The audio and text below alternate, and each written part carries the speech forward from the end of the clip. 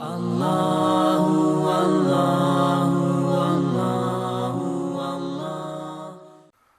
یاسین شریف کی آیت نمبر 13، سورہ یاسین شریف کا دوسرا رکوع اور 22ویں پارے کا 19واں رکوع۔ اللہ رب العالمین نے ارشاد فرمایا وَاضْرِبْ لَهُم مَثَلًا أَصْحَابَ الْقَرْيَةِ، اور ان سے نشانیاں بیان کرو اس شہر والوں کی۔ اس شہر سے مراد انطاکیہ ہے۔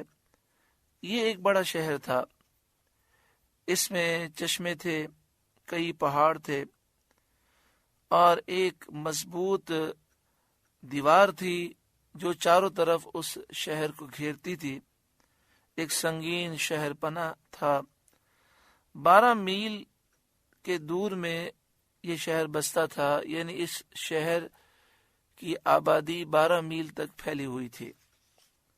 اذ جاءها المرسلون، جب ان کے پاس بھیجے ہوئے آئے، حضرت عیسیٰ علیہ السلام کے بھیجے ہوئے آئے۔ واقعے کا مختصر بیان یہ ہے کہ حضرت عیسیٰ علیہ السلام نے اپنے 2 حواریوں صادق اور صدوق کو انطاکیہ بھیجا تاکہ وہاں کے لوگوں کو جو بت پرست تھے دین حق کی دعوت دیں۔ جب یہ دونوں شہر کے قریب پہنچے تو انہوں نے ایک بوڑھے شخص کو دیکھا کہ وہ بوڑھا شخص بکریاں چار رہا ہے۔ اس کا نام حبیب نجار تھا۔ اس نے ان کا حال دریافت کیا۔ ان دونوں نے کہا کہ ہم حضرت عیسیٰ علیہ السلام کے بھیجے ہوئے ہیں، تمہیں دین حق کی دعوت دینے آئے ہیں کہ بت پرستی چھوڑ کر خدا پرستی اختیار کرو، اللہ کی عبادت کرو۔ حبیب نجار نے نشانی پوچھی۔ انہوں نے کہا نشانی یہ ہے کہ ہم بیماروں کو اچھا کرتے ہیں، اندھوں کو بینا کرتے ہیں، برس والے کا مرض دور کر دیتے ہیں۔ حبیب نجار کا ایک بیٹا 2 سال سے بیمار تھا۔ انہوں نے اس پر ہاتھ پھیرا، وہ تندرست ہو گیا۔ حبیب نجار ایمان لائے اور اس واقعے کی خبر مشہور ہو گئی، یہاں تک کہ ایک بہت بڑی مخلوق نے، بہت سارے لوگوں نے ان کے ہاتھوں سے اپنے امراض سے، اپنی بیماریوں سے شفا پائی۔ یہ خبر پہنچتے پہنچتے بادشاہ تک پہنچ گئی۔ یہ خبر پہنچنے پر بادشاہ نے انہیں بلا کر کہا کیا ہمارے معبودوں کے سوا اور کوئی معبود بھی ہے؟ ان دونوں نے کہا ہاں، حقیقی معبود وہی ہے، وہی جس نے تجھے اور تیرے معبودوں کو پیدا کیا۔ پھر لوگ ان کے در پہ ہوئے دشمن ہو گئے اور انہیں مارا اور یہ دونوں قید کر لیے گئے۔ پھر حضرت عیسیٰ علیہ السلام نے حضرت شمعون کو بھیجا۔ وہ اجنبی بن کر شہر میں داخل ہوئے اور بادشاہ کے مصاحبین اور مقربین مشیروں سے رسم و راہ پیدا کر کے، تعلقات پیدا کر کے بادشاہ تک پہنچے اور بادشاہ پر اپنا اثر پیدا کر لیا۔ جب دیکھا کہ بادشاہ ان سے خوب مانوس ہو گیا ہے اور بادشاہ ان سے متاثر ہو گیا ہے، تو ایک دن بادشاہ سے ذکر کیا کہ 2 آدمی جو قید کیے گئے ہیں، کیا ان کی سنی گئی تھی؟ وہ کیا کہتے تھے؟ بادشاہ نے کہا نہیں، ان کی بات میں نے نہیں سنی۔ جب انہوں نے نئے دین کا نام لیا فوراً ہی مجھے غصہ آ گیا اور میں نے انہیں جیل میں بھیج دیا۔ حضرت شمعون نے کہا کہ اگر بادشاہ کی رائے ہو تو انہیں بلایا جائے، دیکھیں ان کے پاس کیا ہے۔ چنانچہ وہ دونوں بلائے گئے۔ حضرت شمعون نے ان سے پوچھا تمہیں کس نے بھیجا ہے؟ انہوں نے کہا کہ اس اللہ نے جس نے ہر چیز کو پیدا کیا اور ہر جاندار کو روزی دی، اور اس رب نے بھیجا ہے جس کا کوئی شریک نہیں۔ حضرت شمعون نے کہا کہ اس کی مختصر صفت بیان کرو، اللہ تعالیٰ کی صفت بیان کرو۔ انہوں نے کہا اللہ وہ ہے جو چاہتا ہے کرتا ہے، جو چاہتا ہے حکم دیتا ہے۔ حضرت شمعون نے کہا تمہاری نشانی کیا ہے؟ انہوں نے کہا جو بادشاہ چاہے۔ تو بادشاہ نے ایک اندھے لڑکے کو بلایا، ان اللہ والوں نے دعا کی، وہ فوراً بینا ہو گیا۔ حضرت شمعون نے بادشاہ سے کہا کہ اب مناسب یہ ہے کہ تو اپنے معبودوں سے کہہ کہ وہ بھی ایسا ہی کر کے دکھائیں تاکہ تیری اور ان کی عزت ظاہر ہو۔ بادشاہ نے حضرت شمعون سے کہا کہ تم سے کچھ چھپانے کی بات نہیں ہے، ہمارا معبود نہ دیکھے نہ سنے، نہ کچھ بگاڑ سکے نہ کچھ بنا سکے۔ پھر بادشاہ نے ان دونوں حواریوں سے کہا کہ اگر تمہارے معبود کو مردے کے زندہ کر دینے کی قدرت ہو تو ہم اس پر ایمان لے آئیں۔ انہوں نے کہا ہمارا معبود ہر شے پر قادر ہے۔ بادشاہ نے ایک دہقان، ایک کسان کے لڑکے کو منگایا جس کو مرے ہوئے 7 دن ہو گئے تھے، جسم خراب ہو چکا تھا، بدبو پھیل رہی تھی۔ ان کی دعا سے اللہ تعالی نے اس کو زندہ کیا اور وہ اٹھ کھڑا ہوا اور کہنے لگا میں مشرک مرا تھا، مجھ کو جہنم کی 7 وادیوں میں داخل کیا گیا۔ میں تمہیں آگاہ کرتا ہوں، اطلاع دیتا ہوں، تمہیں میں خبر دیتا ہوں کہ جس دین پر تم ہو بہت نقصان دہ دین ہے، ایمان لاؤ۔ اور کہنے لگا کہ آسمان کے دروازے کھلے اور ایک حسین جوان مجھے نظر آیا جو ان تینوں شخصوں کی سفارش کرتا ہے۔ بادشاہ نے کہا کون 3؟ اس نے کہا ایک شمعون اور 2 یہ۔ تب بادشاہ کو معلوم ہوا کہ حضرت شمعون بھی ان کے ساتھی ہیں۔ بادشاہ کو تعجب ہوا جب حضرت شمعون نے دیکھا کہ اس کی بات بادشاہ پر اثر کر گئی، تو حضرت شمعون نے بادشاہ کو نصیحت کی، وہ ایمان لایا اور اس کی قوم کے کچھ لوگ ایمان لائے اور اکثر لوگ ایمان نہ لائے اور وہ اللہ تعالیٰ کے عذاب سے ہلاک کیے گئے۔ ارشاد فرمایا اذ ارسلنا الیہم اثنین، جب ہم نے ان کی طرف 2 بھیجے، یعنی 2 حواری۔ حضرت کعب رضی اللہ تعالیٰ عنہ کا فرمان ہے کہ ایک کا نام صادق تھا، دوسرے کا نام صدوق، لیکن حضرت وہب نے فرمایا کہ ایک کا نام یوحنا اور دوسرے کا نام بولس تھا۔ فکذبوہما، پھر انہوں نے ان کو جھٹلایا، یعنی کافروں نے ان دونوں کو جھٹلا دیا۔ فعززنا بثالث، تو ہم نے تیسرے سے زور دیا، طاقت دی، یعنی حضرت شمعون سے تقویت اور تائید پہنچائی۔ فقالو، اب ان سب نے کہا، یعنی تینوں نے کہا، انا الیکم مرسلون، کہ بے شک ہم تمہاری طرف بھیجے گئے ہیں۔ قالو، وہ بولے، ما انتم الا بشر مثلنا، تم تو نہیں مگر ہم جیسے آدمی۔ وما انزل الرحمن من شیء، اور رحمان نے کچھ نہیں اتارا۔ ان انتم الا تکذبون، تم نرے جھوٹے ہو، تم صرف جھوٹ بولتے ہو۔ قالو، وہ بولے، ربنا یعلم انا الیکم لمرسلون، ہمارا رب جانتا ہے کہ بے شک ضرور ہم تمہاری طرف بھیجے گئے ہیں۔ وما علینا الا البلاغ المبین، اور ہمارے ذمے نہیں مگر صاف پہنچا دینا، یعنی ہماری ذمہ داری یہ ہے کہ واضح دلائل کے ساتھ صاف پیغام تمہیں پہنچا دیں۔ اور اللہ رب العالمین اندھوں کو، بیماروں کو اچھا کرتا ہے، مردوں کو زندہ کرتا ہے، یہ نشانیاں ہم تمہیں دکھاتے ہیں۔ قالو، وہ بولے، انا تطیرنا بکم، ہم تمہیں منحوس سمجھتے ہیں، یعنی جب سے تم آئے ہو بارش ہی نہیں ہوئی، لہذا ہم تمہیں منحوس سمجھتے ہیں۔ لئن لم تنتہوا، بے شک اگر تم باز نہ آئے، اپنے دین کی تبلیغ سے تم باز نہ آئے اور یہ سلسلہ تم نے بند نہ کیا، لَنَرْجُمَنَّكُمْ، تو ضرور ہم تمہیں سنسار کریں گے، پتھر ماریں گے، وَلَيَمَسَّنَّكُمْ مِنَّا عَذَابٌ أَلِيمٌ، اور بے شک ہمارے ہاتھوں تم پر دکھ کی مار پڑے گی، ہم تمہیں سخت تکلیف دیں گے۔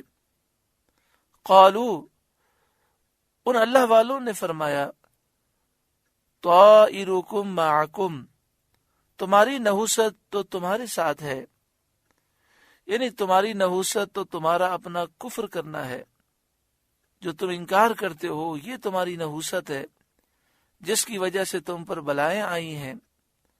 اَإِن ذُكِّرْتُمْ، کیا اس پر بدکتے ہو کہ تم سمجھائے گئے، یعنی جب تمہیں نصیحت کی جاتی ہے اور تمہیں اسلام کی دعوت دی گئی اور جب تمہیں نصیحت کی گئی تو تمہیں برا لگا، بل انتم قوم مسرفون، بلکہ تم حد سے بڑھنے والے لوگ ہو، تم گمراہی میں، سرکشی میں حد سے بڑھ گئے ہو، اور یہی بڑی نحوست ہے۔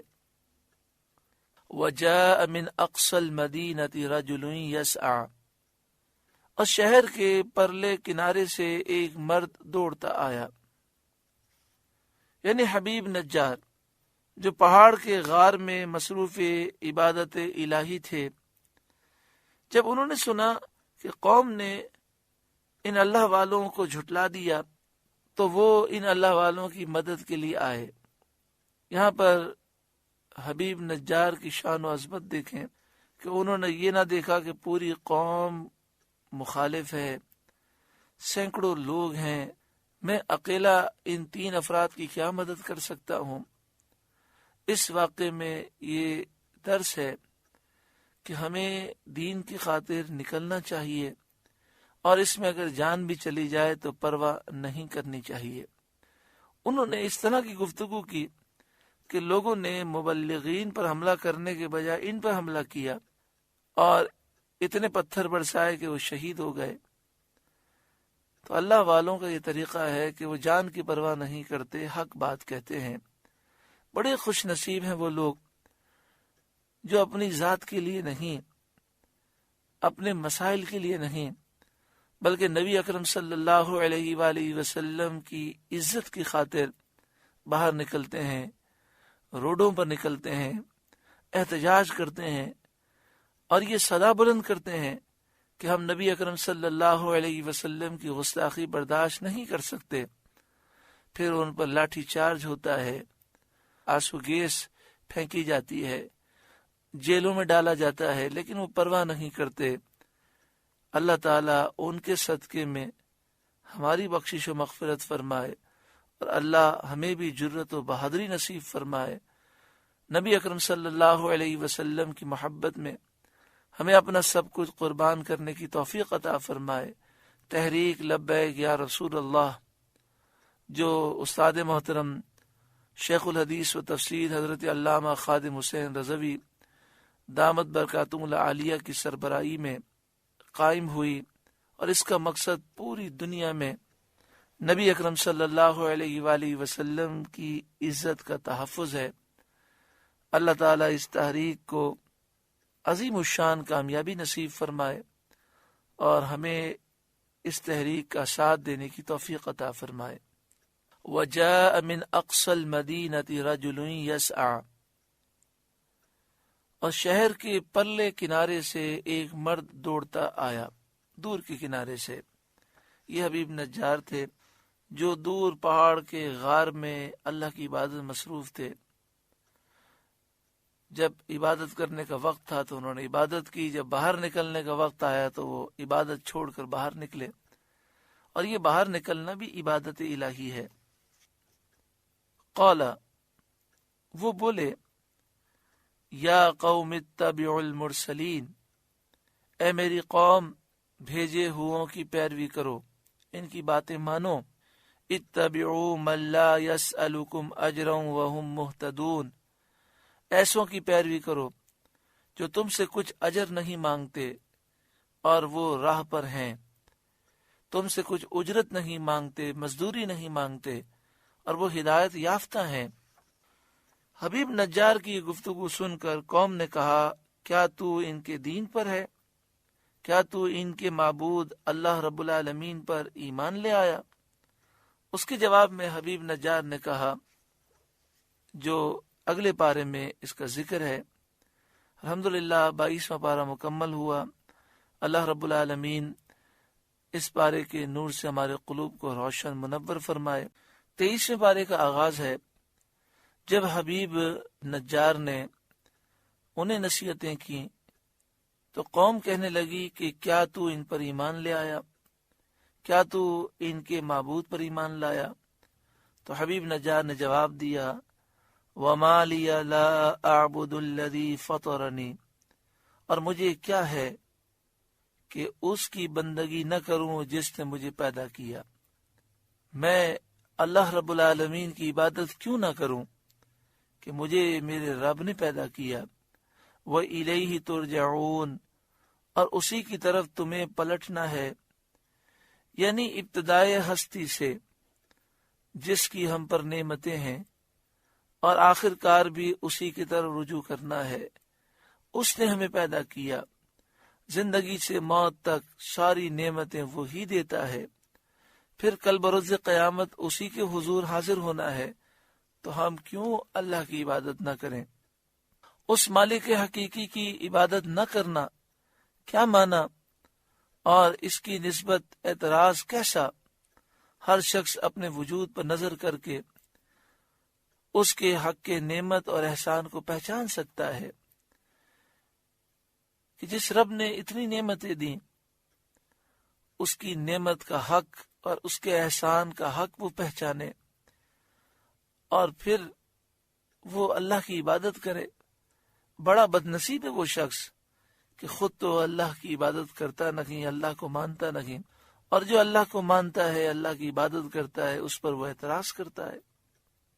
أَأَتَّخِذُ مِن دُونِهِ آلِهَةً إِن يُرِدْنِ الرَّحْمَنُ بِضُرٍّ لَا تُغْنِ عَنِّي شَفَاعَتُهُمْ شَيْئًا وَلَا يُنْقِذُونَ، کیا اللہ کے سوا اور خدا ٹھہراؤں، یعنی کیا بتوں کو معبود بناؤں؟ إِن يُرِدْنِ الرَّحْمَنُ بِضُرٍّ لَا تُغْنِ عَنِّي شَفَاعَتُهُمْ شَيْئًا، اگر رحمان میرا کچھ برا چاہے تو ان کی سفارش میرے کچھ کام نہ آئے۔ وَلَا يُنْقِذُونَ، اور نہ وہ مجھے بچا سکیں۔ إِنِّي إِذًا لَفِي ضَلَالٍ مُبِينٍ، بے شک جب تو میں کھلی گمراہی میں ہوں۔ جب حبیب نجار نے اپنی قوم سے ایسا نصیحت آمیز کلام کیا تو وہ لوگ ان پر یک بار کی ٹوٹ پڑے اور ان پر پتھراؤ شروع کیا اور پاؤں سے کچلا، یہاں تک کہ قتل کر ڈالا۔ حبیب نجار شہید ہو گئے۔ ان کی قبر انطاکیہ میں ہے۔ جب قوم نے ان پر حملہ شروع کیا تو انہوں نے حضرت عیسیٰ علیہ السلام کے بھیجے ہوئوں سے بہت جلدی کر کے یہ کہا، انی آمنت بربکم فاسمعون، بے شک میں تمہارے رب پر ایمان لایا تو میری سنو، یعنی میرے ایمان کے گواہ رہو۔ جب وہ شہید ہو چکے تو بطریق اکرام ان سے فرمایا گیا، قیل ادخل الجنہ، ان سے فرمایا گیا کہ جنت میں داخل ہو۔ جب وہ جنت میں داخل ہوئے اور وہاں کی نعمتیں دیکھیں، قالا، کہا، یا لیت قومی یعلمون، کسی طرح میری قوم جانتی، بما غفر لی ربی، جیسی میرے رب نے میری مغفرت کی، وجعلنی من المکرمین، اور مجھے عزت والوں میں کیا۔ حبیب نجار نے یہ تمنا کی کہ ان کی قوم کو معلوم ہو جائے کہ اللہ تعالیٰ نے حبیب کی مغفرت کی اور اکرام فرمایا، تاکہ قوم کو مرسلین کے دین کی طرف رغبت ہو۔ جب حبیب نجار شہید کر دیے گئے تو اللہ رب العالمین کا اس قوم پر غضب ہوا اور ان کی سزا میں تاخیر نہ فرمائی گئی۔ حضرت جبریل کو حکم ہوا اور ان کی ایک ہی ہولناک آواز سے سب کے سب مر گئے۔ وما انزلنا على قومه من بعده من جند من السماء، اور ہم نے اس کے بعد ان کی قوم پر آسمان سے کوئی لشکر نہ اتارا، یعنی اس قوم کو ہلاک کرنے کے لیے آسمان سے کوئی لشکر نہ اتارا۔ وما کننا منزلین، اور نہ ہمیں وہاں کوئی لشکر اتارنا تھا۔ ان کانت الا صیحۃ واحدہ، وہ تو بس ایک ہی چیخ تھی۔ فاذا هم خامدون، جبھی وہ بجھ کر رہ گئے، فنا ہو گئے، جیسے آگ بجھ جاتی ہے۔ یا حسرتن علی العباد، اور کہا گیا ہائے افسوس ان بندوں پر، یعنی ان پر اور جتنے ان کے جیسے ہیں، تمام کے تمام جو رسولوں کا انکار کر کے ہلاک ہوئے۔ یا حسرتن علی العباد، اور کہا گیا کہ ہائے افسوس ان بندوں پر۔ ما یأتیہم من رسول الا کانوا بہ یستہزئون، جب ان کے پاس کوئی رسول آتا ہے تو اس سے ٹھٹا ہی کرتے ہیں، مذاق اڑاتے ہیں۔ الم یروا کم اہلکنا قبلہم من القرون، کیا انہوں نے نہ دیکھا ہم نے ان سے پہلے کتنی قومیں ہلاک فرمائیں۔ یعنی اہل مکہ نے کیا یہ منظر نہ دیکھا؟ وہ اہل مکہ جو نبی کریم صلی اللہ علیہ وآلہ وسلم کی تکذیب کرتے ہیں، آپ کو جھٹلاتے ہیں، کیا انہوں نے پچھلی قوموں کے تباہی کے آثار نہیں دیکھے؟ الم یروا کم اہلکنا قبلہم من القرون، کیا انہوں نے نہ دیکھا ہم نے ان سے پہلے کتنی قومیں ہلاک فرمائیں۔ انہم الیہم لا یرجعون، کہ وہ اب ان کی طرف پلٹنے والی نہیں، یعنی دنیا کی طرف لوٹنے والے نہیں۔ کیا یہ لوگ ان کے حال سے عبرت حاصل نہیں کرتے؟ وَإِن كُلٌّ لَمَّا جَمِيعٌ لَدَيْنَا مُحْضَرُونَ، اور جتنے بھی ہیں سب کے سب ہمارے حضور حاضر لائے جائیں گے، یعنی تمام امتیں قیامت کے دن ہمارے دربار میں حساب کے لیے موقف میں حاضر کی جائیں گی۔ سورہ یاسین شریف کا دوسرا رکوع مکمل ہوا۔ اللہ رب العالمین ہمیں عمل کی توفیق عطا فرمائے، خاتمہ بالایمان نصیب فرمائے۔ اللہ اللہ